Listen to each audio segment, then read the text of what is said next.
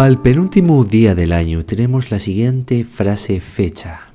Rebollas mama las gochas, posiblemente asturiano occidental. Esto se debe al empleo del plural en femenino as en lugar de es, y de acuerdo al Instituto Cervantes, indican, obsérvese que las rebollas es maleza tierna del monte, a veces usada como forraje para los animales. Si bien es cierto que el término rebolla en femenino nos define como rebollo en masculín, sería como un roble pequeño, en la segunda definición cotolla, planta del género Ulex, de flores pequeñas de color amarillo que tienen muchos pinchos, ya nos falla una referencia a esa planta del monte. En otro diccionario también lo podemos ver como rebolla, planta de los montes, Argoma, Tojo.